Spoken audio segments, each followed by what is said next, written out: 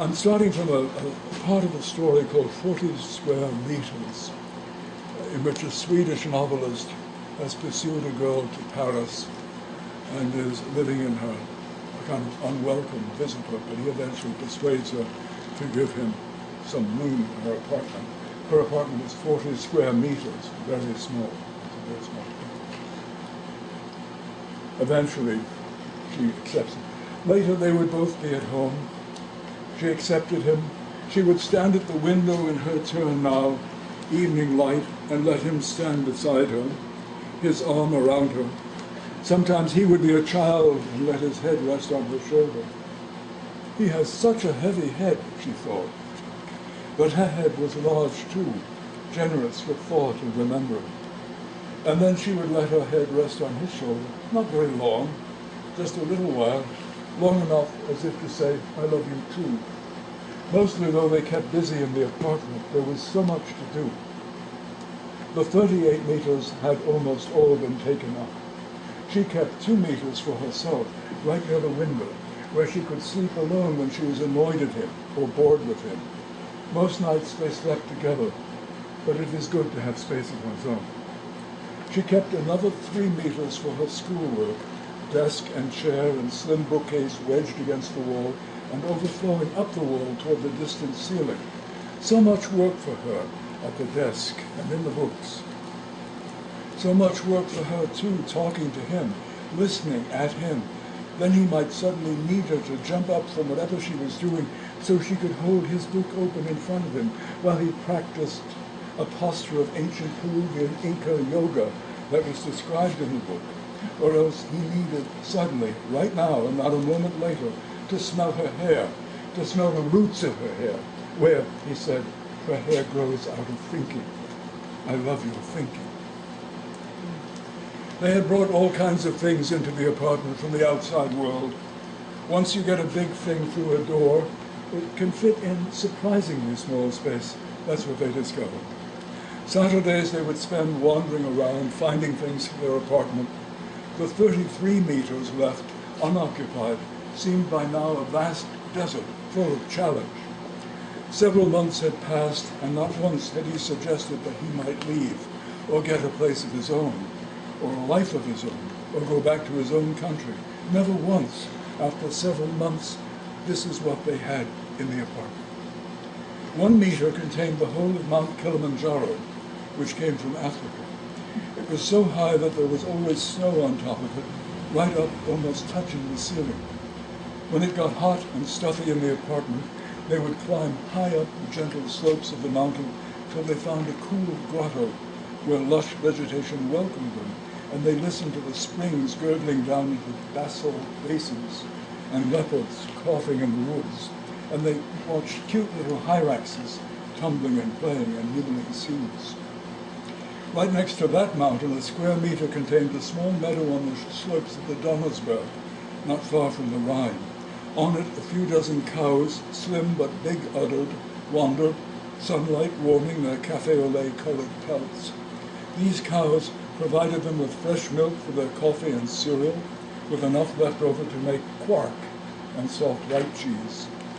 They spent, or wasted, she sometimes thought, 2 whole meters on Lake Mono, the 3rd oldest lake on the planet Earth, it is said.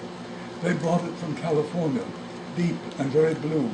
It was extremely salty, good for floating, but the rim of the lake was pure white with sun-dried salts.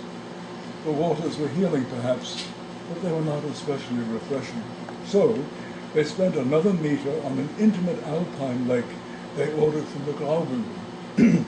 But that turned out to be too cold for all but the hottest days of August, when even the crowded street outside was struck dumb by the sun.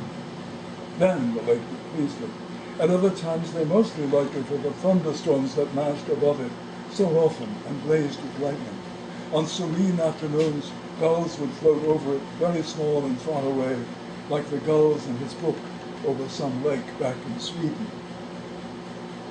One chaste, even austere meter was devoted to the several volumes of the great Littré dictionary, stacked up, and on it she would sometimes perch for hours, thinking, dreaming often of her own homeland and her distant friends.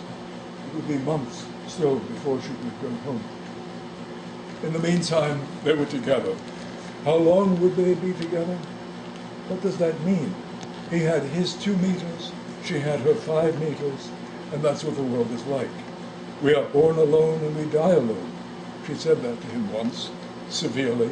She forgot why she said it, but it was true. It is true. But they seem to be now, and seem to be together, and lived in this apartment where all kinds of things have been gathered. It is a pleasure to live in a world like this, because they had lots of things and circumstances, things and textures to live with. This is what they had accumulated so far, each thing on its own square meter, or maybe a little more. 1. A Blaupunkt table model radio from 1955 with a sleek rank of plastic push buttons and huge plastic knobs that by now had taken on the look of old ivory and were good to feel. It made sound still, but they quarreled about what music was to listen to, and he would begin to lecture on the evils of this and the virtues of that. Mostly they used it to listen to the news. He didn't understand the language all that well, and then she'd have to explain to him what they'd just heard. 2. An armchair they had found in the street. He had, for sanitary reasons, sprayed it with a powerful disinfectant, of which it still smelled so strongly that nobody liked to sit in it. Still, it was nice to drop full shopping bags on, or pile books up on, or toss clothes when you took them off. 3. A bathtub occupied 2 of the meters. It had feet in the shape of lion claws, but a peculiar lion, because the feet at one end of the tub pointed in one direction, while the feet at the other pointed in the other. With all the lakes in the room, it didn't get much used for baths, but it was an excellent space for storing clothes, since they didn't have to be folded, hence didn't get wrinkled. 4. A tobacco stand whose central storage area was lined with copper. Neither of them smoked. The stand had a cactus living on it that never got watered and never died. 5. A metal stamping factory that made economy-grade scissors and shears from sheet metal. The workmen were all Japanese, and the bouncy jive of that emphatic language could be heard all day long in that part of the room. 6. A small railroad town from Pennsylvania on the shore of the Delaware River, one elbow of which, showered, slow and green with summer, can be seen just at the edge of the town. On the one street, a train is idling, taking on water and dropping off 2 worried-looking passengers. No one has come to meet them at the station. In a little diner, the girl is ordering pancakes, but you have to bend very low to hear her, so shy is she that her voice is low, if musical. 7. A beech tree. 8. A little wild boar shoat, his furry back still dappled with the pale fawn spots of very young swine. He took up very little space, or some space, wherever it was, but it tended to move around quite a lot the way younger animals do, even though it normally tended to gravitate back to the tree, from which beech nuts would presently begin to fall. 9. A little country church from Bavaria. Its steeple, onion bulbous at the base, narrowed to a very pointy summit, tipped with a simple Latin cross like the protective button on an épée. The cross kept him and her from scratching themselves on the sharp spire. 10. An old waterless fountain from Sicily. The stone was rust-stained and crumbling, and the stonework looked as if it had been made 1,000 years ago by Arabs, but who can say?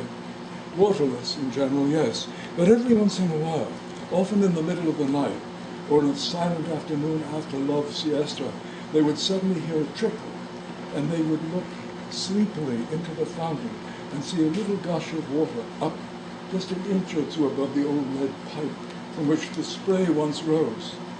Enough water would come out to cover most of the basin, then the flow would stop. Sometimes he or she, or the 2 of them together, shoulder to shoulder, or even closer, hip to hip, arms around each other, would kneel at the rim of the fountain and bend forward, holding each other, and drink from the strange and sudden water that always tasted like metal or tasted like stone. They could never decide. In the morning, sometimes the basin would still be damp to the touch, and even so there was always room for more.